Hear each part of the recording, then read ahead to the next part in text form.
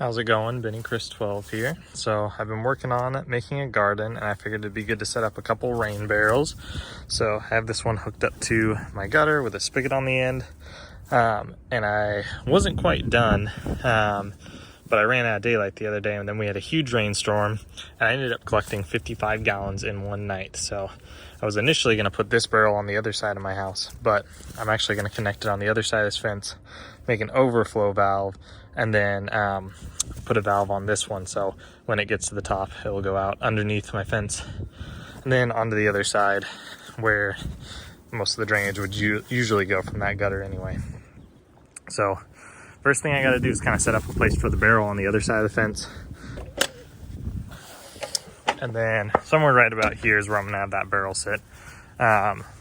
Hit the overflow line, it'll come over and drain into the top of the second barrel.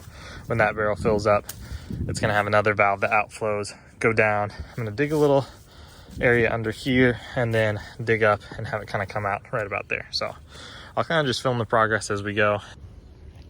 So I have 1/2-inch PVC that I'm gonna be using with some elbow joints.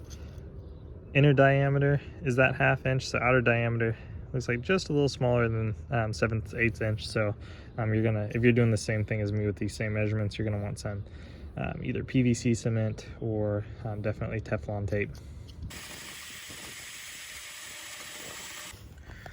All right, so I got my hole drilled. That fits in there perfectly. Little loose, so I'm gonna wrap some tape around it and then kind of get it a tighter fit. And I might do a little bit of PVC cement around it once I have everything set where I like it. All right, so I just dug out a base and put some bricks down. I'm gonna add a little spigot right here. Biggest thing that I have to stress is this won't work. This overflow valve won't drain into this barrel if this barrel isn't lower than that valve. So once the water line in this barrel hits up here, water's gonna come through this. I'm gonna add another tube here, and then it will drain into this barrel. But it won't drain in there if the top of this barrel is level or higher than that one. So you just wanna make sure it's at least a couple inches lower, and you shouldn't have any issues with the passive drainage.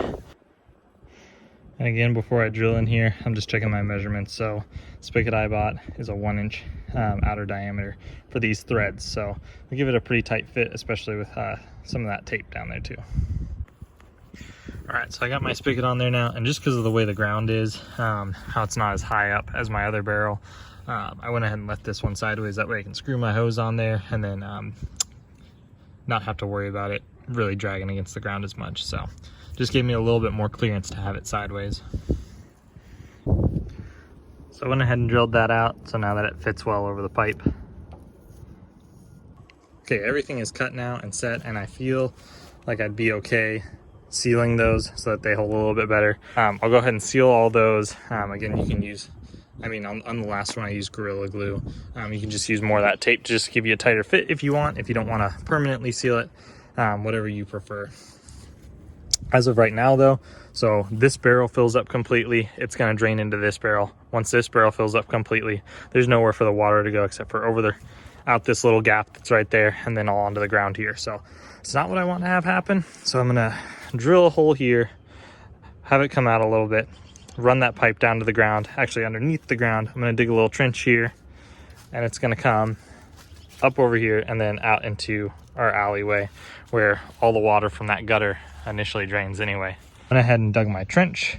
As far as the digging the trench part goes and burying your drainage, that's not exactly necessary for my situation. My gate, this is the only gate to my backyard, is right here, so I didn't really want a pipe that I was gonna have to push the lawnmower over or really just step over every time I'm coming in the backyard. So I'm just gonna dig it maybe only about 3 inches down, cover it with some dirt, and then have it pop up and back over. And again, everything here runs by gravity, so the part that I'm gonna have sticking out on the other side of the fence will have no issues draining as long as it's lower than the top fill line. So the gravity will be able to push that out. All right, first day after some rain. Just wanted to show this to end the video. Filled this bucket all the way to the top. So got water right in there. You can see the line right there. That sealed back off. It doesn't look like I had really any big leaks or anything. My soil's just wet from rain, but I need to actually come out now that that bucket's filled.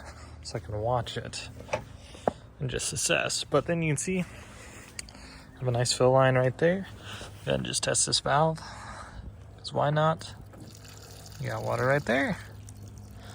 So that was only from one night of rain. This was actually light rain. So next time it rains and I see this get more full, I'll have to watch this pipe and make sure my drainage system works. But that's it.